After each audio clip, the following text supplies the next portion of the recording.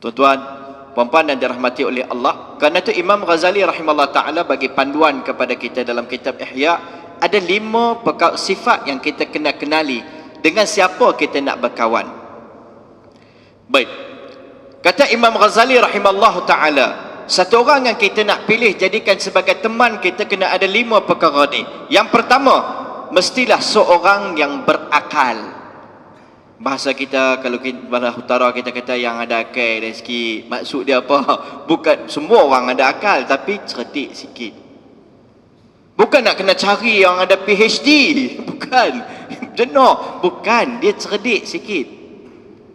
Orang, kenapa? Sebab kata Imam Ghazali, kerana berkawan dengan orang yang bodoh tidak memberi manfaat, dan kesudahannya berkawan dengan orang yang bodoh ialah kesunyian dan terputus silaturahim. Kawan dengan orang yang tak cerdik ni, bodoh nak sebut macam tak sampai hati pula kan. Kesudahan dia akan berakhir dengan apa? Kita akan hilang kawan. Dan kedua, dia akan memutuskan silaturahim dengan perkara yang kecil-kecil. Kita rasa Allah, benda ni pun nak. Kedua, Imam Muhammad bin Baqir,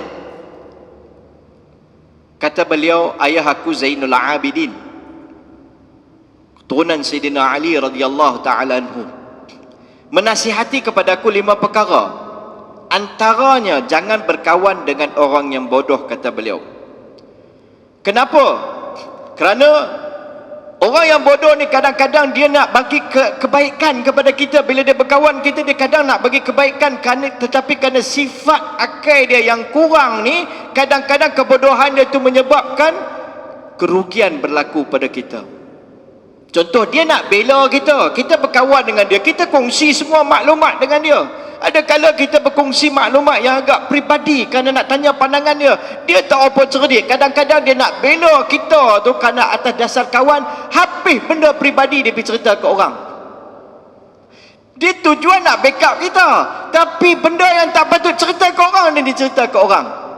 Sebab tu Imam Ghazali rahimahullah ta'ala kata, pilih, jangan berkawan dengan orang yang bodoh. Maksudnya orang yang tak cerdik langsung. Faham tak? Kawan di sini kita sebut maksud apa? Teman. Bukan kawan biasa. Kawan biasa kita berkawan, Assalamualaikum, Waalaikumsalam, cakap biasa-biasa kita bercakap. Tapi nak jadi teman ni, nak jadi kawan rapat ni, teman ni, duduk sama, makan sama, kawan sama, bersembang sama, berkongsi berita, nasihat dan sebagainya. Ini yang kita maksudkan.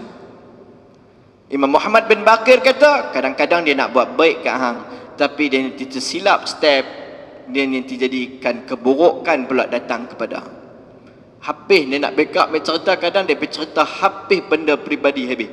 Kita kongsi dengan dia mungkin nak lepas kita punya tekanan. Kita kongsi dengan dia mungkin kita nak tanya pandangan dia. Kadang kita nak, bukan nak pandangan pun saja, sekadar nak cerita bagi rilis kita punya tekanan ni.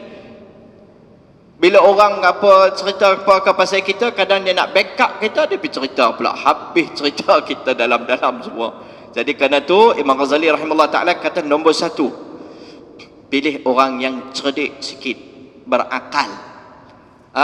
Ni panduan untuk kita dan keluarga kita. Baik, yang kedua kata Imam Ghazali rahimahullah ta'ala, perkara yang sangat penting Nabi sebut, al-mar'u ala dini khalilihi. Jadi kerana tu nak berkawan, mestilah perkara yang kedua kita kena tengok orang yang berakhlak baik, akhlak mulia. Baik, kita nanti kata apa? Saya pun perangai bukan bagus sangat, nak pergi cari orang bagus-bagus mah. Ini dalil yang sangat lemah.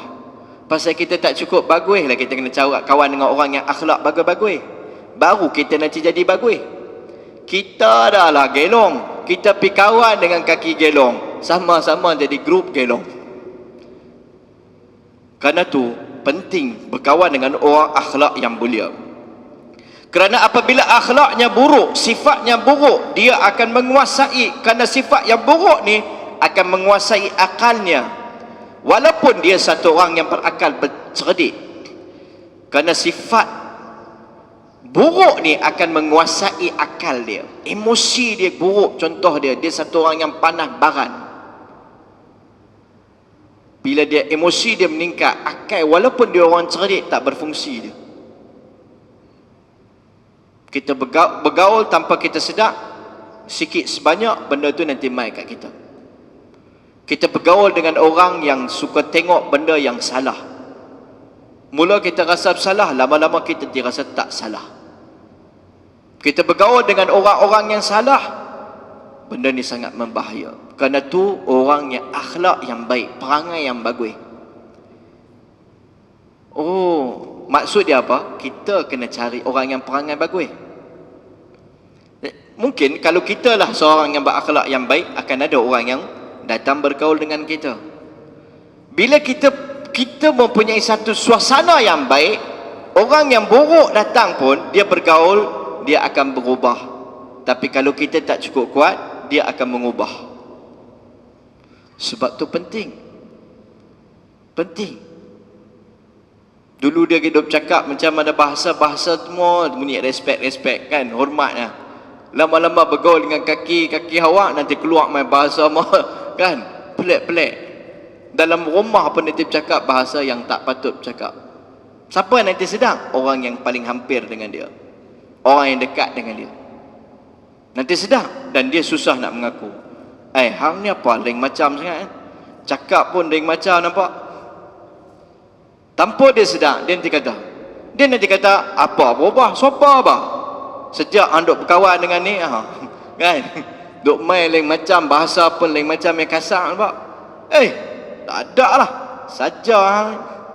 Dia tak perasan kawan ni punya pengaruh yang besar. Imam Baqir rahimahullah ta'ala ketika menyatakan nasihat ayahnya Zainul Abidin rahimahullah ta'ala, kata beliau, kenapa dia bagi contoh orang yang bakhil. Kalau kita bergaul dengan orang yang bakhil, kata dia, maka kita tanpa kita sedari, perangai sifat bakhil tersebut akan datang dengan kita. Dulu kita tak kisah sangat, orang perlu sumbangan kita menyumbang. Dia ni kita berkawan dengan satu orang yang cukup kedekut. Dia bila nak menyumbang ke, dia bagi 1001 dalil untuk tak menyumbang. Hang tak boleh nak sumbang ni nak kata aku tak tahulah kan, aku dengar lah mereka duk hantar main Palestin ni, mau tak sampai. Tak sampai maksud hang lagu mana? Tak sampai, aku tahulah pada orang dalam. Padahal dia tu berat nak bawa keluar. Last sekali, kita dulu ni duk rajin juga bagi, tertahan. Saya pergi masjid nak buat sumbangan apakah program, alah masjid dah berlungguk lah duit, aku tahulah. Tak jadi. Macam itulah lama kelamaan kita pun nanti mai penyakit tu. Susah nanti. Kita tak sedar, dia nanti melekat dengan kita. Imam Baqir rahimahullah ta'ala berkata, hubungan silaturrahim dengan kamu di saat kamu sangat-sangat memerlukan, dia akan putuskan. Contoh dia, kita kawan dengan orang kedekut ni, orang bakhil ni, bila kita sangat-sangat perlukan kepada kawan, kita sangat-sangat perlukan kepada bantuan, dia nanti putuskan hubungan dengan kita.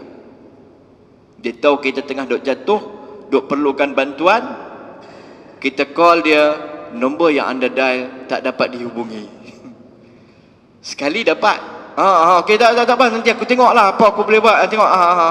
Kali kedua, lepas tu nombor yang anda dial tak dapat dihubungi. Lepas tu dia tahu kita dah okey balik. Oi, lama tak nampak. Apa cerita? Dah okey baru dia ada. Ni kesannya.